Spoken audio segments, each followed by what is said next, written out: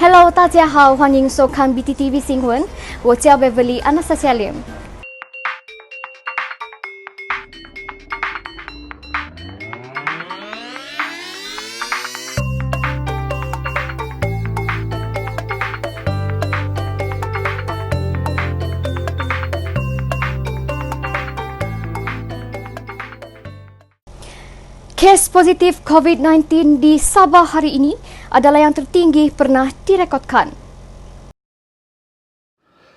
Malaysia sekali lagi mencatatkan kes positif COVID-19 harian melebihi 3,000 apabila 3,211 kes positif baru dilaporkan hari ini. Sabah mencatatkan kes harian tertinggi hari ini dengan 514 kes positif COVID-19 dilaporkan, menjadikan jumlah kumulatif kini 42,802 kes. Kes aktif COVID-19 yang dilaporkan di Sabah sepanjang tempoh 14 hari dari 1 Januari sehingga 14 Januari lalu adalah yang ketiga tertinggi di seluruh negara dengan 5,248 kes. Menteri Kerajaan Tempatan dan Perumahan, Datuk Seri Masidi Manjun berkata, bilangan kes positif baru yang tinggi di Sabah berpunca dari saringan besar-besaran ke atas pekerja ladang di Kunak dan Lahad Datu. Dua kluster baru berkaitan ladang dikesan hari ini, iaitu kluster ladang Baturong Kunak dengan 44 kes positif hari ini dan bilangan kumulatif 54 kes. Satu lagi ialah kluster ladang Matamba Lahad Datu dengan 4 kes positif dan kumulatif 20 kes. Kedua-dua kluster ini timbul susulan saringan besar-besaran yang dilakukan syarikat perladangan dengan kerjasama Pertubuhan Keselamatan Sosial Perkeso. Kes positif COVID pada hari ini meningkat 514 disebabkan saringan yang dijalankan secara besar-besaran oleh pengurusan ladang melalui Perkeso di ladang Baturong Kunak dan ladang Matamba Lahad Datu. Ini saudara sekalian, gerakan secara besar-besaran telah dilakukan untuk membuat saringan di semua estate atau ladang dengan kerjasama Perkeso, ya. Tidak Perkeso membayar kalau saya tidak silap, ya, kepada mereka yang mencarum kepada Perkeso. Sebahagian daripada bayaran saringan itu dilangsaikan oleh Perkeso. Ya, kerana itu lebih banyak saringan telah dibuat di lapangan dan ini telah menyumbang kepada jumlah kes. Mengambil kira pengesanan kluster di ladang itu, kerajaan negeri mengarahkan ujian saringan wajib dilakukan ke atas semua pekerja ladang di Sabah. Majikan juga harus bertanggungjawab menanggung kos ujian saringan kepada pekerja mereka yang bukan pencarum Perkeso. So hari ini kerajaan negeri telah mengarahkan semua syarikat perladangan membuat saringan COVID-19 compulsory, ya. Kerana kalau kita lihat kes di ladang Baturong dan juga ladang Matamba, kita dapati bahawa terdapat jumlah positif yang agak tinggi lah. Ya, dan ini saya ingat kita jangan ambil ringan dengan penemuan ini di Matamba dan juga di Baturong. I would like to emphasize that the discovery of new clusters in 2 states, I think, speak volumes for the need of the management to do compulsory screening. Anggap ni sebagai salah satu daripada tanggungjawab sosial kita. Pasal mereka itu pekerja kita. Dan kalau kita bercakap pasal duit lagi, memang dia ada ada belanja, ada cost money. Tapi they are your workers, ya. It is your responsibility to take care of them so long as they work for you. Jadi saya mintalah soal punitif atau hukuman dan sebagainya kalau bolehlah kita tidak bincang pada peringkat ini kerana niat kita bukan untuk orang kata menghukum, tapi lebih kepada usaha bersama kita untuk mengatasi masalah pandemik inilah. Masidi berkata, 2 kes kematian dilaporkan di Sabah hari ini, iaitu di Putatan dan Kota Kinabalu.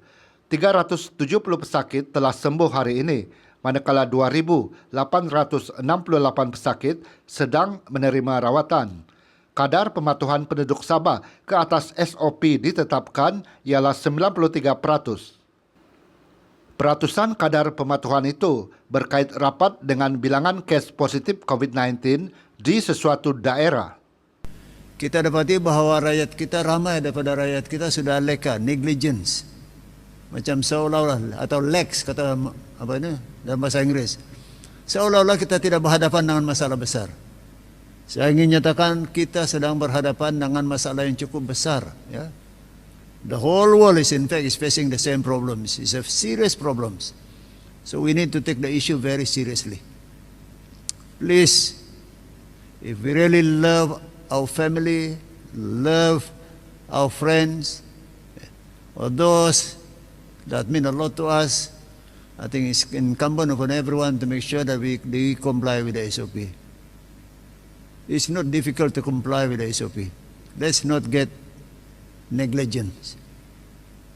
I think the cases that are reported daily speak volumes of the need for all of us to comply with the relevant SOP. Polis akan mengambil tindakan tegas tanpa kompromi ke atas mereka yang tidak patuh kepada SOP tanpa mengira kedudukan. Hari ini saya berbincang sedikit dengan Pesuruhjaya Polis Negeri Sabah. Dan dia telah memberitahu bahawa PDRM atau pegawai PDRM, anggota PDRM akan mengambil tindakan tegas untuk melaksanakan bukan saja kawalan di bawah PKP, tetapi semua SOP yang perlu dipatuhi tanpa apa-apa kompromi, tak kira kedudukan kita, tak kira kedudukan sosial kita. Masidi berkata, polis mempunyai budi bicara jika penduduk perlu melakukan perjalanan lebih 10 km untuk mendapatkan barangan keperluan atau perkhidmatan kesihatan, khususnya di kawasan luar bandar. We accept the fact that in the rural areas, there may be villages that need to travel more than 10 km in order to buy the essentials. So, our answer is that it's up to the police. It's a discretionary power of the police to allow or not to allow. They will know, no problem. But in the urban area, I'm sure there are shops, provision shops, every 10 kilometer or less than 10 kilometer. Say like, if you are living in Kota Kinabalu, I'll be surprised if you go to Tamparuli to buy, say lah, mihon.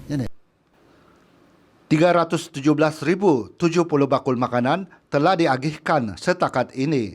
Kerajaan negeri juga bersetuju menyediakan peruntukan tambahan untuk bantuan bakul makanan kepada rakyat Sabah.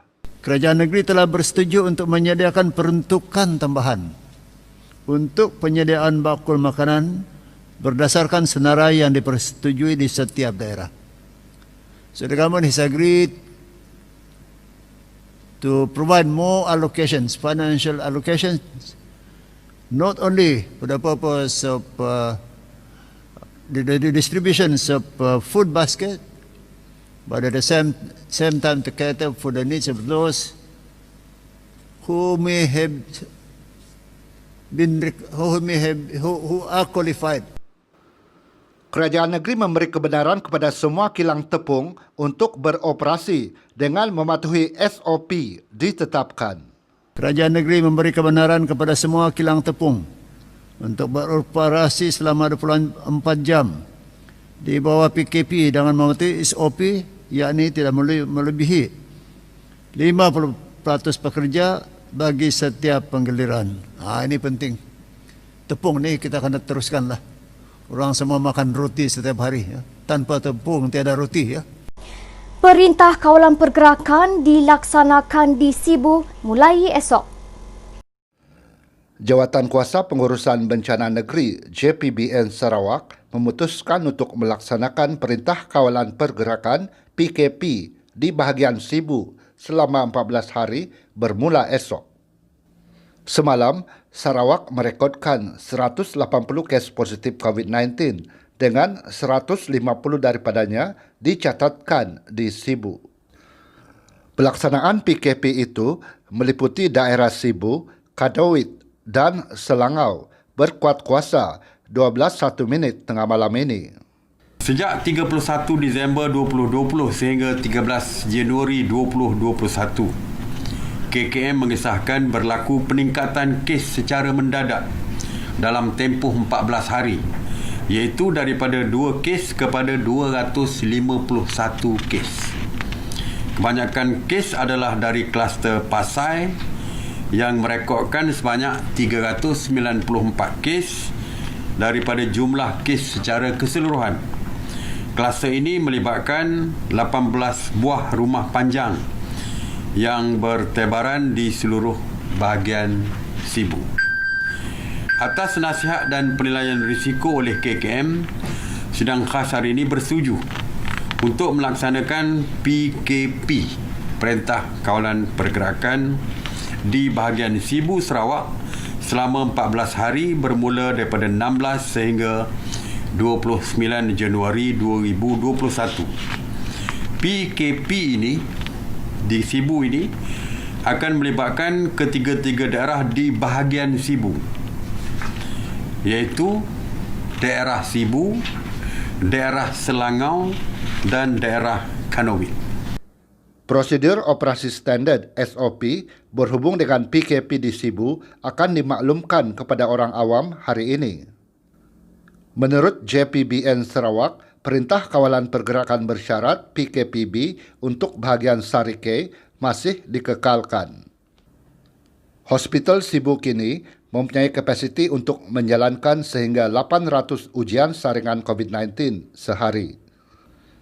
Manakala 500 ujian lagi dilakukan di klinik dan hospital swasta di Sibu bagi mempercepatkan proses ujian saringan. Menurut Menteri Muda Perumahan dan Kesihatan Awam Sarawak, Dr. Anwar Rapai, untuk menampung kapasiti Hospital Sibu yang kini 75% penuh, asrama jururawat dan doktor pelatih akan digunakan sebagai wad pesakit. Disebabkan Hospital Sibu ini adalah merupakan hospital untuk COVID. Dia juga menampung pesakit-pesakit daripada luar Sibu yang positif kes COVID ini. Tetapi setakat ini sebagaimana telah diumumkan oleh pengarah, 75% daripada katil COVID ini dipenuhi oleh pesakit-pesakit COVID.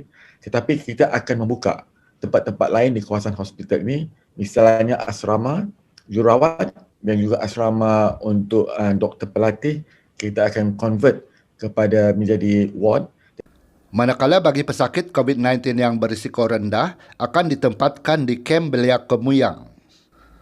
Dr. Anwar memaklumkan semua pesakit COVID-19 di Sibu berada dalam keadaan stabil dan tidak memerlukan alat bantuan pernafasan ataupun dimasukkan ke ICU. 75%. Tetapi saya juga mendapat information daripada pihak hospital, kebanyakan pesakit-pesakit kita sekali ini adalah dalam keadaan stabil. Maksudnya mereka tidak memerlu bantuan pernafasan ataupun perlu dimasukkan di ICU. Tidak ada lagi pesakit yang diperlukan rawatan tersebut. Bilangan mangsa banjir di Sabah meningkat. Mangsa banjir di Sabah meningkat kepada 841 orang berbanding 778 orang pada 8 malam semalam. Berdasarkan kenyataan Sekretariat Jawatan Kuasa Pengurusan Bencana Negeri Sabah, kesemua 841 orang mangsa banjir daripada 206 keluarga itu kini ditempatkan di 12 pusat pemindahan sementara PPS di 6 daerah.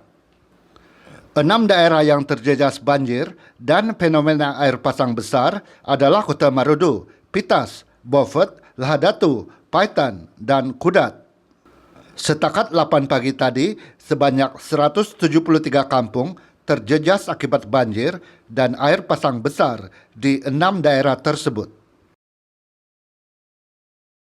Anjung Ketam, restoran terapung popular di Labuan, musnah dilanda ombak gadang Selasa lalu. Pemiliknya, Ali Buah, 62 berkata, dalam kejadian pada 8 malam itu, ombak setinggi 3 meter menghempas struktur kayu dan laluan kayu restoran berkenaan yang menyebabkan beliau kerugian kira-kira RM100,000. Kejadian itu berlaku dalam sekelip mata. Beliau yang tidak pernah melihat fenomena itu hanya mampu melihat dan tidak mampu berbuat apa-apa ketika ombak melanda dan memusnahkan struktur tambahan restoran yang dibina serta memusnah laluan kayu. Ali berkata, restoran yang terletak kira-kira 12 km dari pusat bandar itu terpaksa ditutup sementara untuk kerja-kerja kerosakan yang berlaku. Pengarah Jabatan Penilaian, Pelaburan dan Pengurusan Aset Labuan, Gilbert Chin berkata, kerja pembaikan laluan pejalan kaki itu juga akan dilakukan segera melibatkan peruntukan kira-kira RM50,000. Sementara itu, ribuan penduduk di Kampung Berbulu Laut, Kampung Patau-Patau 1 dan 2 berasa cemas kerana ombak tinggi dan kuat itu mengancam keselamatan dan kediaman mereka. Akibat kejadian itu, lebih 30 jambatan konkrit dan kayu di kampung berkenaan telah ditenggelamkan.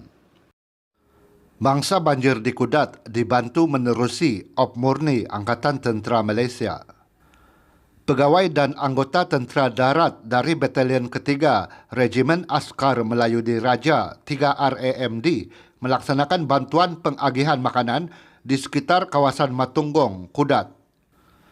Dengan kekuatan seramai 2 seksyen, pasukan itu yang diketuai Letnan Muhammad Anas Azmi telah diatur gerak ke Kampung Tomboluron, Ondo, Kudat, sejurus menerima maklumat penduduk kampung terputus hubungan akibat jalan utama ke kampung tersebut dinaiki air. Penugasan ini turut disertai oleh pasukan penyelamat Angkatan Pertahanan Awam Malaysia APM di bawah inisiatif Pusat Kawalan Operasi Bencana PKOB daerah Kudat. Misi ini menggunakan 2 buah trak 3 tan bersama sebuah bot tempur milik 3 RAMD. 40 bakul makanan diagihkan kepada bangsa banjir termasuklah di Kampung Limpazau dan Pekan Sikwati, Kudat. Pada masa yang sama, 1 seksyen juga telah ditempatkan di Pusat Pemindahan Sementara PPS di Sekolah Tun Haji Datuk Mustafa bagi membantu penugasan bersama agensi awam yang lain. Ia bagi membantu mengagihkan bekalan makanan di pusat pemindahan berkenaan. Seorang nenek sempat menyelamatkan 4 cucunya dalam kejadian tanah runtuh di Sarawak. Tindakan pantas seorang nenek berjaya menyelamatkan 4 orang cucunya dalam kejadian tanah runtuh di Kampung Garung, Jalan Puncak Borneo, Padawan, Sarawak, malam Selasa lalu. Nona Buddhis berkata, ketika kejadian pada jam 8.30 malam itu, dia sedang menonton televisyen di ruang tamu rumahnya bersama cucunya. Manakala anak perempuannya berada di dapur rumah. Tanah runtuh itu berlaku akibat hujan berterusan sejak Selasa lalu. Kejadian itu menyebabkan rumah Nona rosak. Mia yorbu jam 5:30 singarok melepas berita. Di kugrik dia ngeti. Paku mau dengar tanah no gedub keluar sepak. Apabila keluar sepak ati mau soti menendon tanah ati. Upa menendon ku memberot yang aron ati merubuh ngi. Di berasku kutik ngai membuat os ganani ku sadik ku dah sembuat ti. Ku mau sana dayaim mau panik ba. Di son ku panik ku meruan rom ku disian ku do. Nona berharap kerajaan dapat memberikan bantuan kepada keluarganya yang kini ibarat kais pagi makan pagi, kais petang makan petang. Ku harap budak YB pari turung ku tiap potokan nge sopretah ku mai ku meting tiap budget ku mai ku ati wati kundun wati kuman kadang-kadang tu cukup bah. Mai ku ati beranak ku suan benan boratan dan remin dop sadi dop i. Turut meninjau di lokasi kejadian ialah ahli Parlimen Puncak Borneo yang juga Timbalan Menteri Industri Perladangan dan Komoditi, Willy Monggin. Willy mengarahkan kajian geologi dilakukan sama ada kawasan terbabit selamat untuk didiami atau sebaliknya.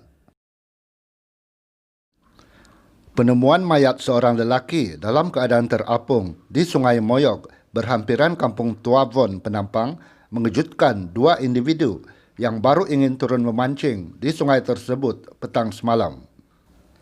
Mayat lelaki berusia 30-an itu yang belum dikenal pasti identitinya itu ditemukan terapung dalam keadaan tertiarap dan lengkap berpakaian baju T lengan panjang dan berseluar hitam. Ketua Polis Daerah Penampang, Deputi Superintenden Muhammad Haris Ibrahim berkata kejadian itu dilaporkan kira-kira 4.30 petang semalam. Beliau berkata hasil siasatan mendapati dua individu berkenaan ingin memancing berhampiran jambatan gantung sebelum terlihat satu objek terapung. Kemudian, kedua-dua mereka menarik objek berkenaan ke tepi sungai dengan menggunakan tali pancing. Mereka terkejut apabila mendapati benda yang terapung itu adalah mayat seorang lelaki sebelum menghubungi polis. Setakat ini, identiti mangsa belum dikenal pasti. Katanya, lelaki itu dipercayai mati lemas berikutan tiada sebarang kesan kecederaan ditemui pada badannya. Kes diklasifikasikan sebagai mati mengejut dan siasatan masih dijalankan. 晚安，再见。